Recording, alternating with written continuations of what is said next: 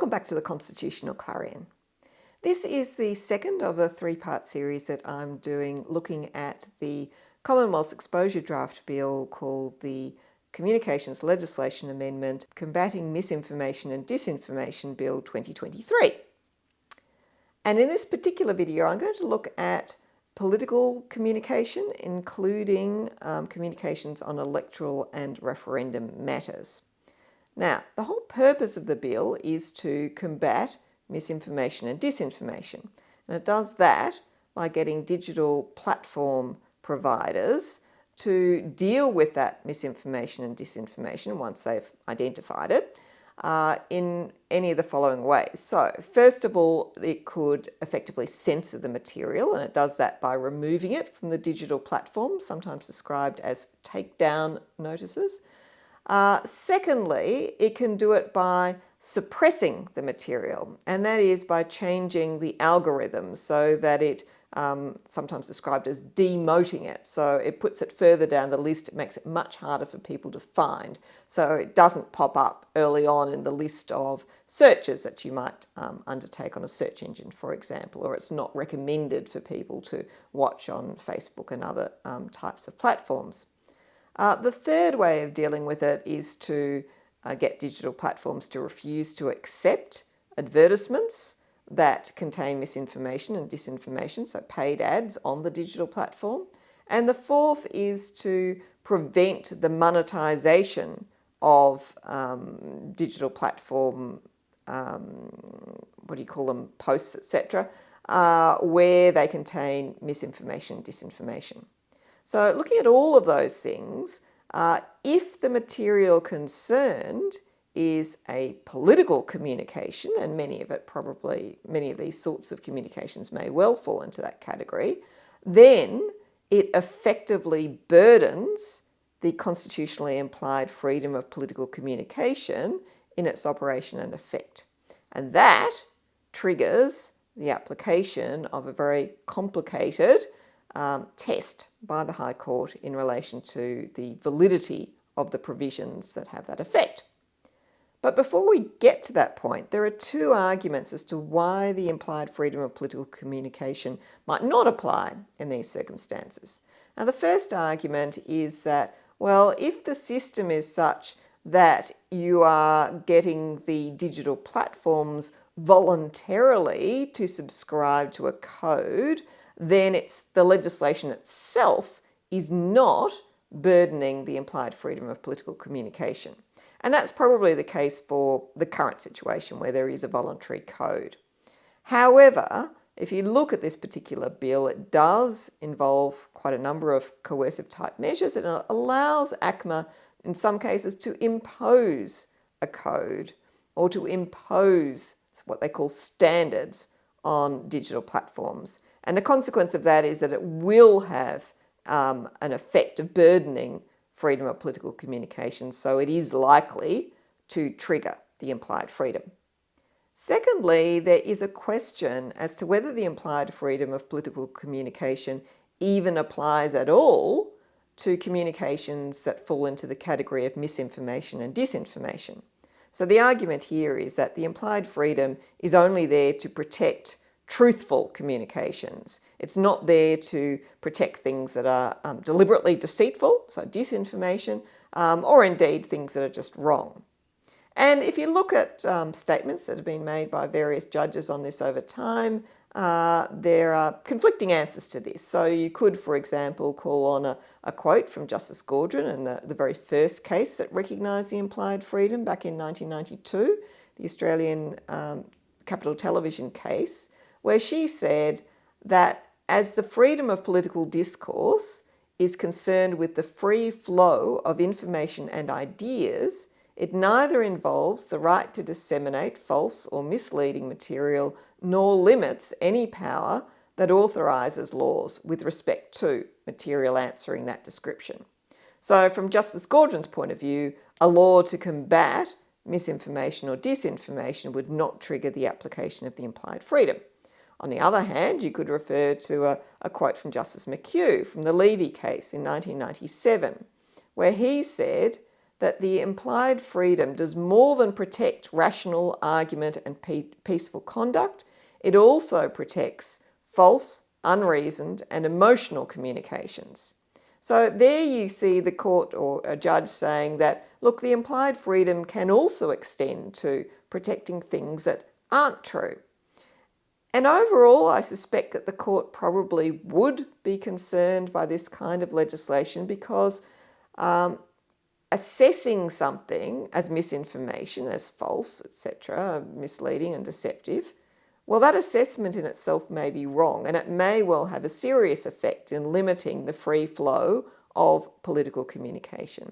So I think that it's probably reasonable to conclude that the implied freedom of political communication is in play in relation to this bill, even though the bill is directed at the kind of political communication that involves misinformation and disinformation. So how then does the bill actually deal with political communication?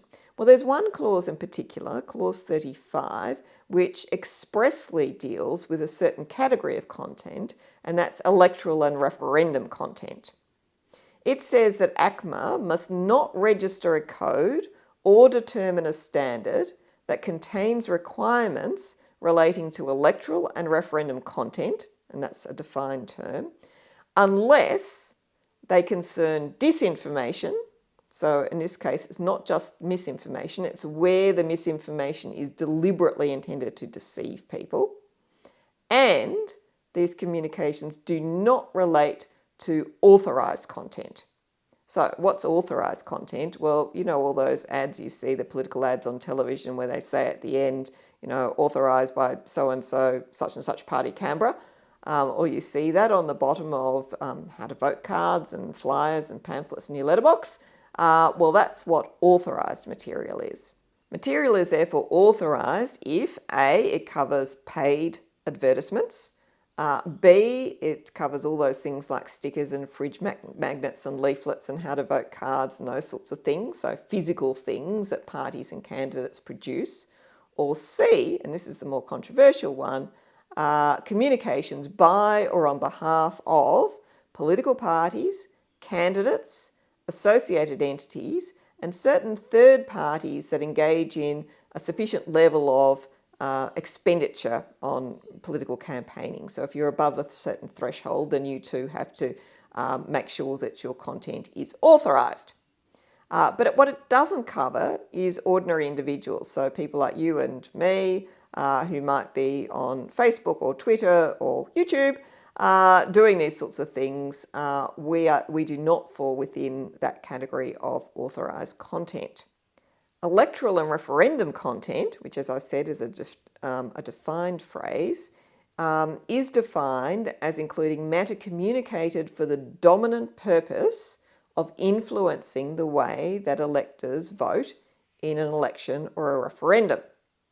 But according to a note in the bill, it does not extend to communications for the dominant purposes of public education, like this video, for example. So if you're educating people on public policy issues or trying to raise awareness in relation to a particular issue, then that doesn't fall within the category of electoral and referendum content.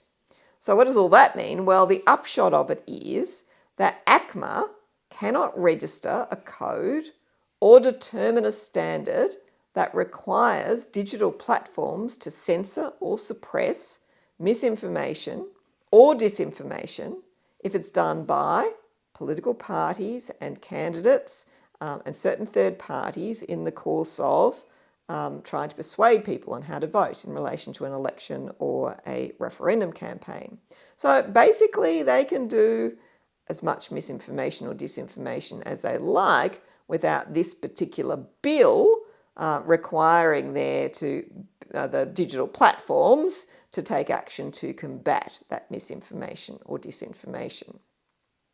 However, communications concerning electoral and referendum content on digital platforms that are not paid advertisements and are put there by ordinary people, so not political parties, etc., they can be treated as disinformation for the purposes of the legislation and the code, and therefore removed or suppressed by digital platforms. And finally, if you've got communications that involve public education, for example, because they are not considered to be electoral or referendum content, then they can be treated as either misinformation or disinformation, and again, censored or suppressed, etc., on a digital platform. Now, 4 issues arise in relation to that. The first one is, how on earth did they reach those particular distinctions? Why is it that public education can be removed for misinformation and disinformation, but something put out by a political party or a candidate in an election cannot? What's the justification for the various distinctions that have been raised? And look, to me, it's just simply unclear, and I do wonder whether people have thought it through properly. The second issue that I think it raises is one that I raised in the previous video, and that is it confuses content, so the subject matter of content, with the provenance of the content, where it comes from. So you've got that problem where political party A says proposition X, which we all agree is untrue or misleading, and you can't do anything under the code, the code doesn't require you to remove or censor that material. But what happens when ordinary person C goes and puts that same claim onto a digital platform? Does that then get classified as misinformation or disinformation and therefore removed or suppressed? Does it matter that ordinary person C simply retweets or reposts something that had been produced by the electoral party or a candidate? Or does it matter that they quote them? Or does it matter that they refer to them as the source for the claim? Where's the dividing line and what's the justification for it? If I were a digital platform, I wouldn't have a clue from this bill as to what the answer is to that. And if I were a digital platform, what would be the logical thing to do? And that would be to go above and beyond the requirements of the code and just remove from your platform all assertions that fall within that particular claim X. Doesn't matter who puts them out there, because if you're trying to do this in some kind of systematic, electronic, automatic way, you're not going to be able to make those fine distinctions about the relationship with, who actually put it on there and whether or not it's authorised by them, etc., etc. The third point is that it pushes digital platforms into making potentially politically inflammatory decisions in the course of an electoral or a referendum campaign.